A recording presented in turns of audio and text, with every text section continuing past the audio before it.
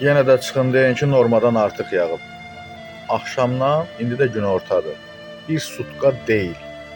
Amma şəhərin eyni yerləri, eyni ünvanları suyun altındadır. İnsanlara nə qədər ziyan dəyib.